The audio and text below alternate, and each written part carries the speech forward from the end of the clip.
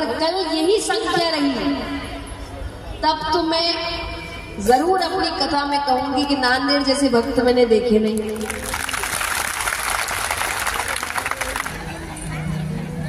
सब देखते मुझे पता है, हाथ नहीं उठा रहे। कौन कौन देखते हाथ उठाओ ठीक से। आप कैसे सबके हाथ उठाओ। नमस्कार मित्रांनो, स्वागत आहे तुमचं माझ्या परत एका ब्लॉगमध्ये। आज आपण बघणार आहोत मित्रांनो, आपल्या नांदेडमध्ये पहिल्यांदाच जया किशोरीजी हे आलेले आहेत आणि त्यांनी मित्रांनो श्री रामकथा आणि श्री कृष्ण कथा यांचं सत्संग ठेवलेलं आहे। संपूर्ण आपण या व्हिडिओमध्ये बघणार आहोत। तर मित्रांनो या व्हिडिओला एंड पर्यंत बघा आणि मित्रांनो माझ्या चॅनल जर नवीन असाल तर चॅनल सबस्क्राइब करा आणि जे बाजूचं बेल आयकन आहे त्याला ऑल मध्ये क्लिक करा। चला तर मित्रांनो चालू करूया मग आजच्या व्हिडिओला, लेट्स गो। और सभी अतिथिगण जो भी आए हैं सभी को बहुत बहुत प्रणाम। आप सभी का बहुत बहुत स्वागत है। श्री कृष्ण चरित्र भगवान का एक ऐसा अवतार जिसको 24 अवतारों में सबसे सुंदर अवतार माना। कृष्ण नाम का ही अर्थ है जो सबको आकर्षित करता, जिससे सबको प्रेम हो जाता, वो है कृष्ण। सभी गुण हैं जिसमें, ऐसा कोई गुण नहीं जो श्री कृष्ण में ना हो, ऐसा कोई समय नहीं जो कृष्ण ने ना जिया। श्री कृष्ण की सबसे सुंदर सीख ही ये है कि उन्होंने हर चीज अच्छे से जी,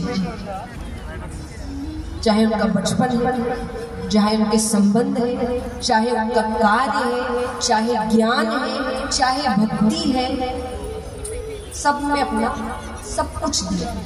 हाँ कि ना। कोई भी लीला उठाइए श्री कृष्ण के उदाहरण होंगे। तो शरारती में भी उनके उदाहरण है। शरारती भी कैसे करनी है, बच्चे शरारत करते तो सबको कन्हैया ही नजर आता है। तो शरारत तक में श्री कृष्ण ने अपना सब कुछ दिया कि बचपना भी जियो तो अच्छे से जियो। आज बच्चों पे जितने बोझ है, उनका बचपन कब खत्म हो जाता है उन्हें नहीं पता चलता। पर भगवान ने सीख दी कि हर समय को अच्छे से जी।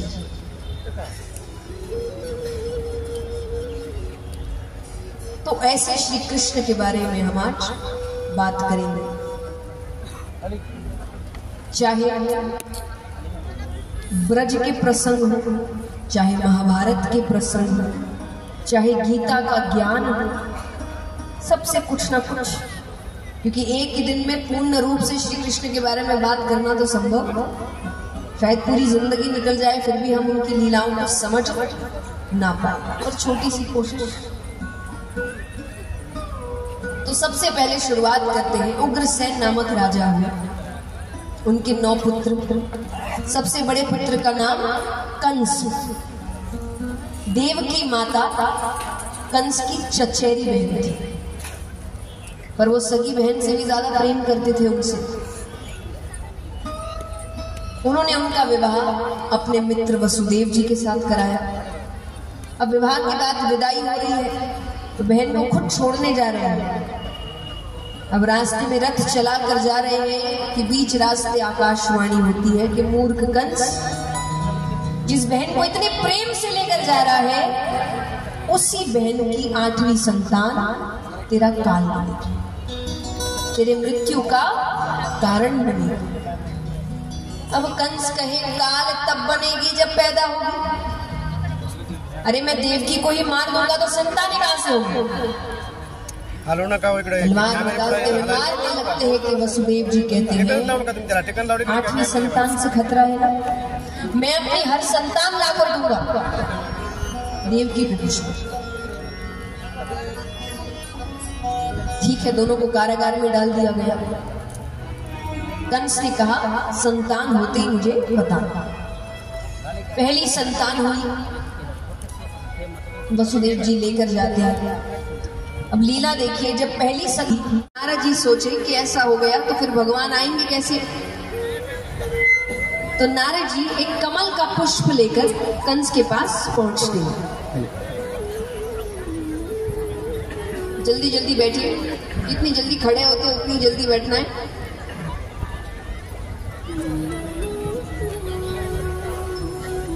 तो कमल का पुष्प लेकर कंस के पास पहुंचते हैं।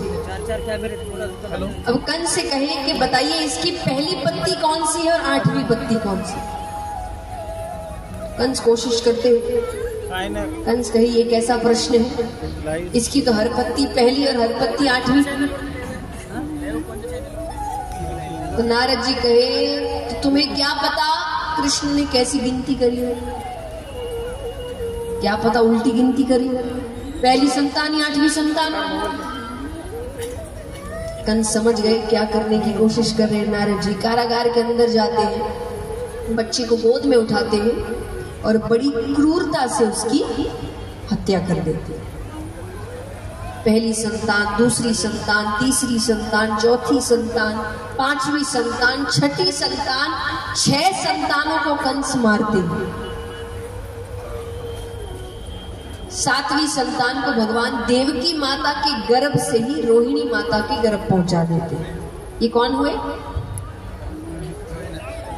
बलदाऊ भैया। सबको लगा देवकी माता का गर्भ नष्ट हो गया। अब बारी आती है 8वीं संतान। मौसम ही अलग है।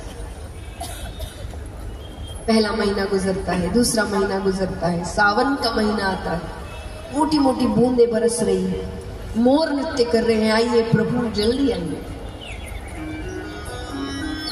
पर भगवान ने पूरे 9 महीने नहीं लिए, समय से पहले जन्म लेते हैं।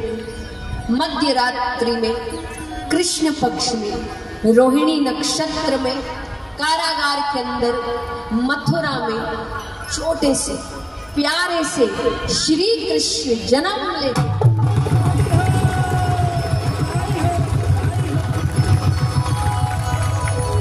अब यहाँ भगवान वसुदेव जी से कह रहे हैं कि ज्यादा समय नष्ट ना करें, मैंने सारे कार्य कर दिए, बेड़िया अपने आप खुल गई, दरवाजे खुल गए, सारे सेवक सो गए, मुझे जल्द से जल्द गोकुल लेकर चले। वहां नंद बाबा का घर है, यशोदा मैया का घर है, यशोदा मैया के पास कन्या सो रही होगी, कन्या को उठाना और मुझे वहां सुलाना। तुमको टोकरी में लेकर वसुदेव जी जाते हैं, कन्या को उठाते हैं और भगवान को वहां सुलाते हैं। वापस आ गए, वापस आते हैं, बेड़िया अपने आप लग गई, दरवाजे बंद हो गए, सेवक नींद से जागते हैं तो कन्या के रोने की आवाज आती है। तो कंस से जाकर कहा कि कन्या हुई है। कंस कहे कन्या मेरा क्या बिगाड़ लेगी, पर खतरा क्यों मोल ले।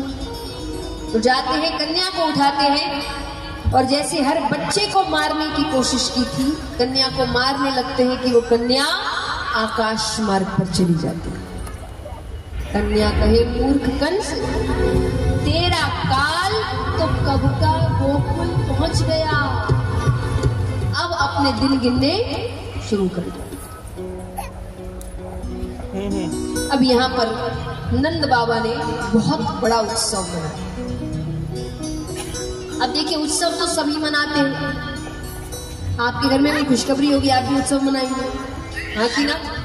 अब सब अपने अपने सामर्थ्य अनुसार मनाते हैं, तो उत्सव लेकिन सब मनाते हैं। फिर हम में और नंद बाबा में फर्क ही क्या रहेगा। नंद बाबा ने उत्सव के साथ साथ बहुत दान किया। उन्होंने 2 लाख गाय दान में। उस वक्त दूध दही माखन का कार्य था, जिसके पास जितनी ज्यादा गैया वो उतना धनवान। तो उन्होंने 2 लाख गाय दान में। जिनको वस्त्र चाहिए था वस्त्र दिया, धन चाहिए था धन दिया, अन्न चाहिए था अन्न दिया, सबको प्रसन्न किया। सब इतने प्रसन्न थे मानो उनके घर लाला हुआ। और जैसा मैंने कहा, भगवान ने अपना बचपन बहुत अच्छे से जिया, बहुत लीलाएं करी, बड़ी शरारतें करी। भगवान ने तो सोचिए बड़े होने का भी इंतजार नहीं किया। अभी भगवान नंद बाबा के घर पहुंचे हैं, कुछ ही दिन हुए हैं, इतने छोटे हैं भगवान कि इतना छोटा बच्चा अपने आप करवट भी नहीं बदलता। अब नंद बाबा एक बार कमरे के सामने से जा रहे, भगवान कमरे में सो रहे थे। भगवान ने सोचा थोड़ी लीला करी जाए। बड़े दिन हो गए, कोई आश्चर्य में नहीं गया। जैसे ही नंद बाबा सामने से जा रहे थे कि भगवान ने अपनी करवट बदल दी। अब भगवान से प्रेम देखिए, नंद बाबा की जब नजर पड़ी भगवान को अपने आप करवट बदलता दे, उन्होंने उसी बात पे उत्सव रखा। अभी जन्म के उत्सव से लोग घर पहुंचे ही नहीं थे कि दूसरे उत्सव का निमंत्रण चला गया। अब बाकी सब पूछे कि भाई किस बात का उत्सव है।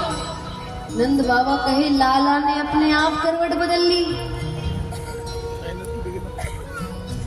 और अब आपको लग सकता है चलिए माता पिता है, माता पिता थोड़े दीवाने होते, माँ बाप तो इतने दीवाने होते कि उनका बच्चा बॉटल यहाँ से यहाँ रख दे वो उसी में नाचने लग जाए। कितना बड़ा काम कर दिया, कितना बड़ा काम कर दिया। माँ बाप तो होते ही ऐसे, लेकिन यहाँ तो ब्रजवासी भी उतने ही पागल। ऐसा नहीं कि नंद बाबा बता रहे तो वो कहे कि भाई ये कोई उत्सव मनाने की बात, वो उससे ज्यादा नाच रहे। वो नंद बाबा से कहे आप उत्सव की तैयारी करिए, हम सबको बुला के लाते। तो सबको भगवान से इतना प्रेम हो चुका, बहुत बड़ा उत्सव रखा। अब भगवान का नाम रखा गया, तो भगवान का नाम रखने के लिए कहा गया था कि जो नाम रखते वो कहे ये बड़ा ही टेढ़ा पुत्र हो, ये हर काम टेढ़े करेगा, ये श्रृंगार टेढ़ा रखेगा, ये मुकुट टेढ़ा रखेगा, ये खड़ा टेढ़ा होगा। तो नाम भी ऐसा रखते हैं जिसको कहने में जीभ को टेढ़ा करना। तो भगवान का नाम रखा कृष्ण। कृष्ण कहने में जीभ घूमती है, बोलिए घूमी, जिसकी नहीं घूमी गलत बोल रहा। मतलब हाँ, उच्चारण ऐसा ही है, अगर उच्चारण सही करेंगे तो जीभ घूमेगी। उनका नाम ही इसलिए रखा गया था, तो उनका नाम रखा कृष्ण। तो बड़ा ही टेढ़ा पुत्र हुआ। अब कंस के पास चलते हैं, कंस को पता चलता है तो कंस कहे पैदा हो गया तो कितनी जल्दी पैदा हो गया अब तो मुझे नहीं पता। तो एक दैत्यों की सभा बुलाते हैं, उसमें से पूतना नामक राक्षसी को चुना। अब वो कहे ब्रज में 6-6 महीने के जितने बालक हैं सबको मार दो। तो सुंदर स्त्री का वेश बनाकर स्तनों पर विष का लेपन करके पहुंचती है, बच्चों को एकांत में ले जाए और दूध पिलाने के बहाने उनकी हत्या कर। भगवान ने योग माया को आदेश दिया, कैसे सारे बच्चे चले गए तो मैं खेलूंगा किसके साथ, मेरे पास लेके आओ उसको। तो योग माया पूतना के मस्तक पर बैठती है और वो अपने आप भगवान के घर की ओर चलने लगती है। अब पहले वो घर के बाहर से देखे इस घर में बच्चा है कि नहीं, तो खिड़की पर आई है यशोदा मैया अपने घर के आंगन में बैठी है, भगवान को दूध पिला रही है। भगवान ने पूतना के आते ही अपने नेत्र बंद कर दिए। मनोरंजन नहीं हो सकता, जीवन अपने लिए नहीं जी सकता, किसने बोला, किसने बताया आपको? ये सबसे बड़ा कारण है कि युवा आगे नहीं बढ़ रहा भक्ति में। देखिए भगवान ने आपको कुछ छोड़ने को नहीं कहा। अगर कहा होता तो दुनिया का सबसे बड़ा आध्यात्मिक ज्ञान भगवत गीता उसको नहीं दी जा रही होती जो आगे जाके राजा बनेगा। राजा से ज्यादा ऐश्वर्य किसी के पास है? पर भगवान ने तो अर्जुन से एक बार भी नहीं कहा कि राज्य छोड़ दे, खजाना छोड़ दे, राजा मत बन, बोला था कि भगवान कह रहे किसने कहा, मैंने नहीं, भगवान ने नहीं छोड़ा। छोड़ना नहीं है, कमल बनना। कमल पर पानी की बूंद स्पष्ट नजर आता है, वो ग्रहण नहीं करता उसको, लेकिन उससे अलग भी नहीं रहता, उसके बीच रहकर भी अनछुआ रहता है। आपको यही बनना, सबके बीच रहना है, पर याद रखना है ये सब सच नहीं है।